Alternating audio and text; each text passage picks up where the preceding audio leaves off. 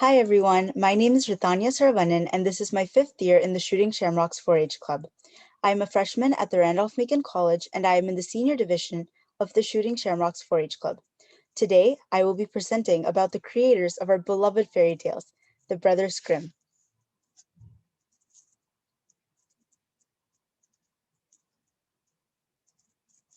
Once upon a time.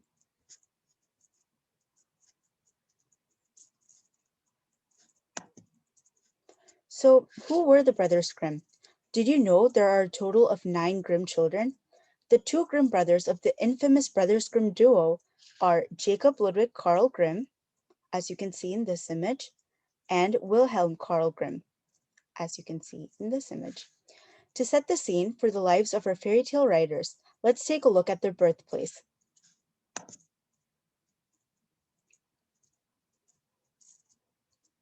Germany during the lives of Jacob Grimm and Wilhelm Grimm was marked by social and political divide and unrest. Germany was separated into approximately 200 principalities at that time, each principality ruled by a different person. Furthermore, there was a clear socio-economic divide between the poor and the rich. This divide haunted the brothers throughout their lives, especially when they went to the University of Marburg. The brothers, being poor, did not receive any stipends or financial aid to help them go to and support themselves and their families in college. However, the rich students at the same university were given stipends and additional money to make their lives simpler. So let's dive into the makings of our fairy tale writers.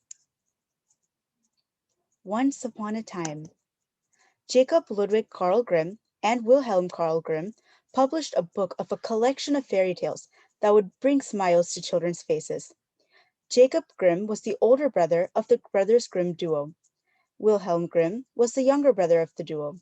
Jacob Grimm was a German philologist, jurist, and folklorist, while Wilhelm Grimm was known as a German author and anthropologist.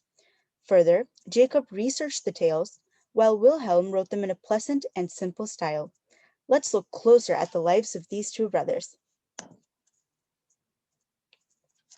Jacob Grimm was born on January 4th, 1785 in Hanau, Landgraviate of Hesse-Kassel, Holy Roman Empire, as you can see on this map. He died on September 20th, 1863 at 78 years in Berlin, Kingdom of Prussia, German Confederation. And here is a map of the German Confederation. Jacob Grimm was born in a large family of 8 people. His father, Philip Grimm, was a lawyer and died while Jacob was still young. The family was left with a small amount of money. In 1802, Jacob went to the University of Marburg to study law and follow his father's footsteps. Wilhelm Grimm joined a mere 1 year later. The family plunged further in poverty when the brothers were in the university. Jacob Grimm once stated, "We 5 people eat only 3 portions and only once a day." And here is an image of the logo for the university. It was at this university that Jacob Grimm listened to and was inspired by the lectures of Frederick Karl von Savigny. Savigny was an expert of Roman law, and both brothers credited him with showing them the wonders of science. It was through Savigny's lectures that Jacob fell in love with historical and antiquarian works, which plays a prominent role in Grimm fairy tales. Savigny also later invited Jacob to Paris in 1805, where Jacob strengthened his interest and expertise in the literature of the Middle Ages.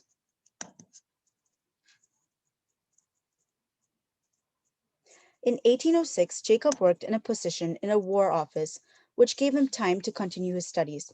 In 1808, Jacob's mother passed away, and he became the superintendent of the private library of Jerome Bonaparte, the King of Westphalia, as you can see in this image. In 1813, Jacob became the Secretary of Legation, and in 1814 he went to Paris to demand the restoration of the books which were taken by the French. And here is a map of Westphalia.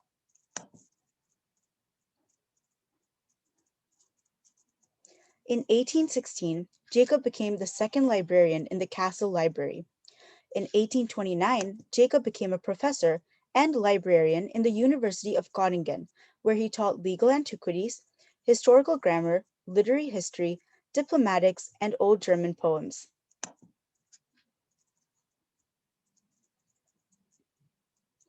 Wilhelm Grimm was born on February 24th, 1786, in Hanau, Landgraviate of Hesse-Kassel, in the Holy Roman Empire. He died on December 16th, 1859, at 73 years old in Berlin, Kingdom of Prussia, in the German Confederation.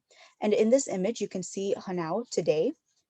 Um, Wilhelm and his brothers grew up very closely, being the eldest siblings in the Grimm family.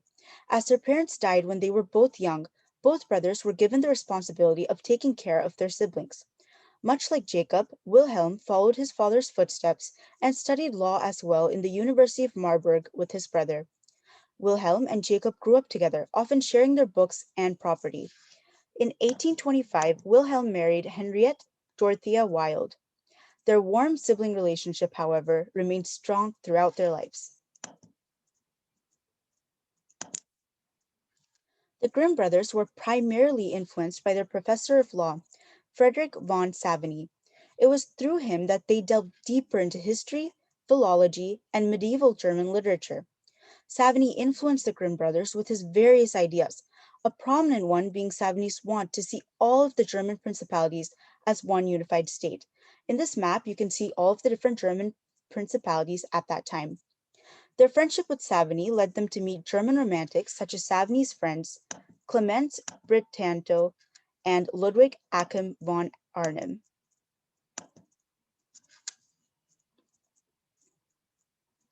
The brothers were introduced to Johann Gottfried Herder, whose perspective left an impact on them. Johann Herder proposed his theory that artistic poetry, or Kunstpoesie, should change to natural poetry, or Volkspoesie. Volkspoesie was a simpler and more comprehensible form of German literature.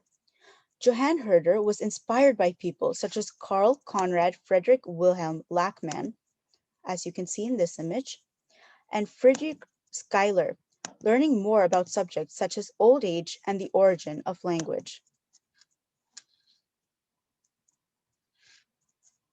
The brothers Grimm's experience as librarians was their most productive time period. Though they did not get paid higher salaries and remained in poverty, the brothers published and collected numerous folk tales. From 1812 to 1830, the brothers Grimm published their first volume of 86 folk tales, known as Kinder- und Hausmärchen, two volumes of German legends, and one volume of early literary history.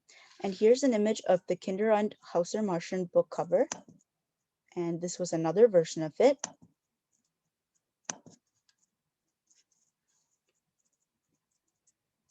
The Grimm brothers did not confine themselves to only German folk tales and fairy tales. They published works on Danish and Irish folk tales and Norse mythology as well. In 1835, Jacob Grimm published a book on German mythology, while Wilhelm Grimm edited and worked on the third edition of their folktale collection, Kinder- und Hausmärchen. Throughout this time, both brothers taught at universities and were becoming honored professors of German studies, which was a new discipline at that time. However, the Grimm brothers were not only librarians, professors, and writers, they were protesters as well. The Grimm brothers were part of the Göttingen Seven. As you can see, here are the seven professors in the Göttingen Seven. Political discord and upheaval marked the 1830s in Germany. Specifically, a democratic reform known as Young Germany was gaining significance at this time. While the Grimm brothers did not openly support the reform of Young Germany, the brothers were part of the Göttingen Seven. The Göttingen Seven were protesters against the King of Hanover, as they believed that the King of Hanover had not abided by the liberal constitution. This resulted in their dismissal from being professors at the university and eventually a banishment from the Kingdom of Hanover in 1837. And here's an image of the King of Hanover. They later left to King Frederick William IV's kingdom, where they were professors in the University of Berlin and were elected members of the Academy of Sciences. In 1838, the brothers faced poverty yet again due to financial difficulties.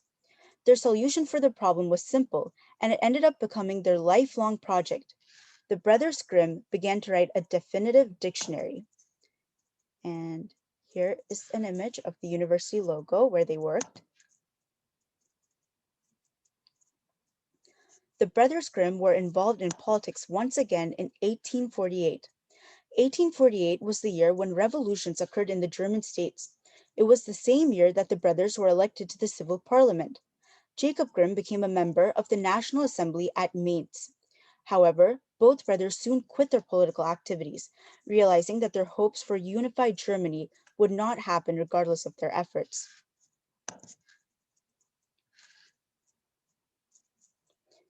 Soon after, in the late 1840s, Jacob Grimm quit his post as a professor of the University of Berlin and published his book, The History of the German Language. Wilhelm stayed professor until 1852, after which both brothers retired and devoted themselves to their lifelong project, the German Dictionary. Their first volume of the German Dictionary was published in 1854. Later, in Kassel, King Friedrich William IV's kingdom, Jacob was elected as the foreign honorary member of the American Academy of Arts and Sciences in 1857. And here's an image of the cover of their German dictionary.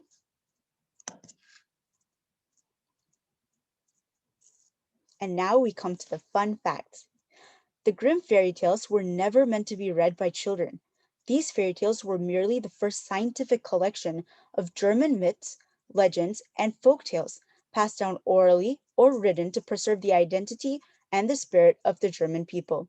In fact, the Brothers Grimm changed the fairy tales from the traditional ones, the ones that were passed down generations to generations. The Brothers Grimm added various elements that would appeal to their audience better. They added Christian elements, took out inappropriate sections, and added nastier and gorier endings to appeal to their readers. Jacob Grimm was intrigued and deeply invested in linguistics and the German language. Thus, he created the Grimm's Law, which explains a theory on a linguistic rule in German. Edgar Taylor, an Englishman, was a primary reason to why the Grimm brothers' fairy tales gained wide popularity outside of Germany. He translated and republished the Grimm fairy tales as German popular stories, where it rapidly rose to popularity in England in 1823. The Grimm brothers ended up publishing, retelling, and editing a total of 210 stories that we know today. The Grimm brothers never traveled far and wide searching for these hidden fairy tales. In reality, most educated middle class women told them these stories, which they then collected. Wilhelm Grimm's wife came from a storytelling family, and countless of the stories came from her. On the top of this slide, you can see that there are two stamps, and these are made off of the fairy tales Rapunzel and Pinocchio. So, why did I choose to do the Grimm brothers? Well, once upon a time, the four infamous words to ever mark history played a big role in almost everyone's lives. We have all listened to the fairy tales, watched the Disney movies, and some of us still read them today. These fairy tales let our imaginations fly when we were little, and most of us, it taught us to believe in the fairy tale endings, which filled us with happiness and joy and everything turning out for the better. Yes, while the fairy tales that we were exposed to were not usually the Grimm brothers' Courier fairy tales, they still had the same themes and elements. I chose to do a presentation on the Grimm brothers as we had all heard of the tales, but most of us never took the time to look behind the stories, to look at the collectors and creators themselves as people. I think that the Grimm brothers not only gave us our prized, fantastical, and magical tales, but their lives are an example of for us, which inspires us to follow our dream and passions regardless of how hard life gets. Though they faced poverty, socioeconomic discrimination, and financial hardships, the Grimm brothers followed their hearts and passion for the German language, history, and linguistics, and gave to us a treasure chest of stories which lets us dream and hope today. And here are my citations.